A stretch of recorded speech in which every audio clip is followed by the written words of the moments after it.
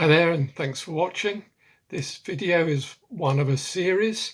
It stands on its own, but if you want to see more, you'll find them on the Open Door Church Sunbury YouTube channel. And I want to say up front today that just because the Bible records something as happening, that doesn't constitute an endorsement. It doesn't mean it was okay. The Bible is full of all kinds of warts and all stories about humanity, good things, bad things, terrible things. And sometimes you'll find a disclaimer in the text, but other times it's left to the reader's good sense and understanding. And that's very much the case in today's passage. I'm up to Genesis 19, verse 30. So let me just read you the story, and I'm pretty sure you'll see what I mean. Lot and his 2 daughters left Zoar and settled in the mountains, for he was afraid to stay in Zoar. He and his daughters lived in a cave. One day the older daughter said to the younger, "Our father is old. There is no man around to give us children, as is the custom over all the earth. Let's get our father to drink wine and then sleep with him and preserve our family line through our father." That night they got their father to drink wine, and the older daughter went in and slept with him. He was not aware of it when she lay down or when she got up. The next day, the older daughter said to the younger, "Last night I slept with my father. Let's get him to drink wine again tonight. You go in and sleep with him so we can preserve our family line through our father." So they got their father to drink wine that night also, and the younger daughter went in and slept with him. Again, he was not aware of it when she lay down or when she got up.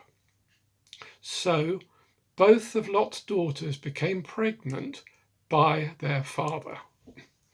Now you can probably imagine that when I got to this story and read it again, as I haven't for a while, my first thought was, what on earth is there to say about this other than, what?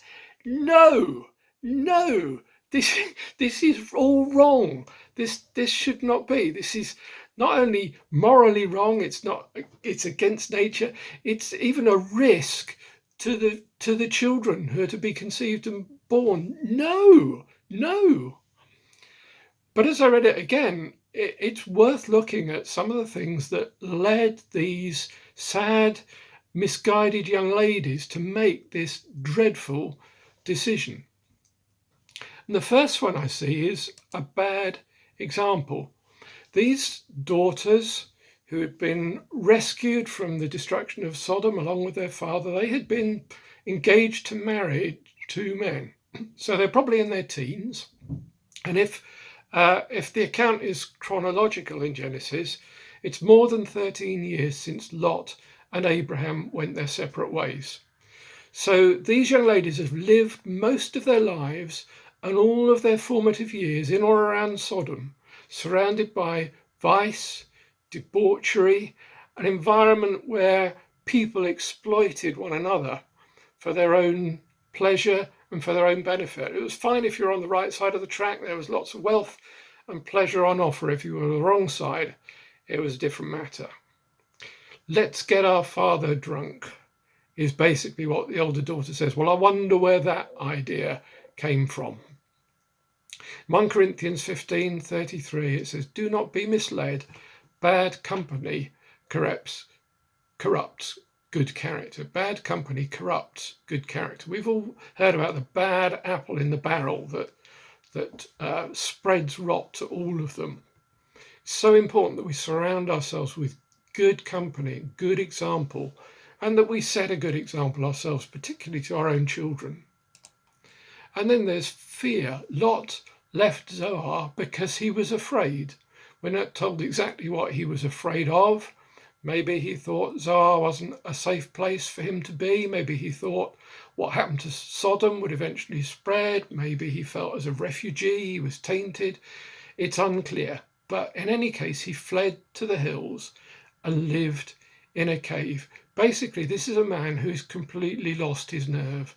He's like the motorcyclist who survives a dreadful crash but cannot bring himself to get back on his bike. Fear paralyzes and leads to bad decisions. One of the characters in the book Dune by Frank Herbert says, "I must not fear, Fear is the mind killer. Fear is the little death that brings total obliteration. In contrast, 1 John 4:18, the writer says, there is no fear in love. Perfect love drives out fear. The one who fears is not made perfect in love. Lot lost sight of God's love for him and for his family. God protected him twice, but now he sees only threats and dangers, and he hides in a cave, and his daughter's with him. And then there's pride. The hills were where the angels originally told him to flee to from Sodom. And when they told him that, they had just come from Abraham's camp. Where? In the hills. Abraham is in the hills. Uncle Abraham is the obvious person to go to in his hour of need, but Lot is too proud to go cap in hand to his uncle. Abraham rescued him once already from the attack of Kedorlaomer. To be rescued twice would be a total humiliation. It would be a complete loss of face.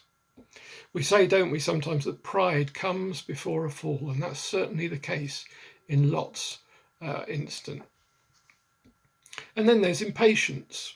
Our father is old, the girl said, and there is no man around here to give us children. Well, not right here, right now there isn't, but there's plenty of choice. They are young, they have plenty of time, they just needed to wait.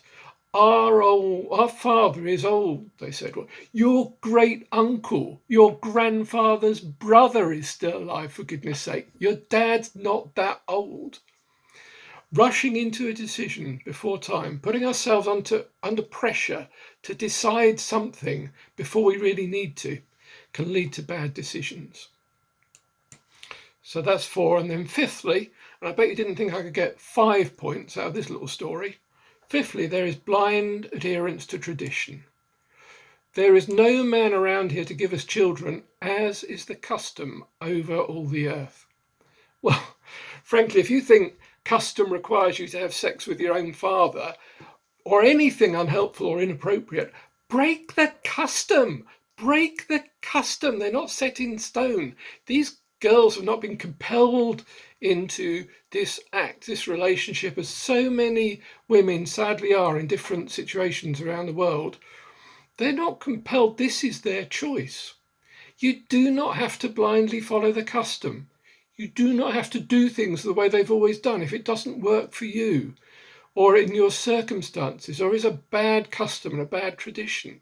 It's much better to choose to do what is right, to have the courage to do what is right, even if you're thought badly of because of it. Your friends, your family, the people who love and care about you will understand. Maybe not immediately, but they'll come round. And the others, well, what does it matter?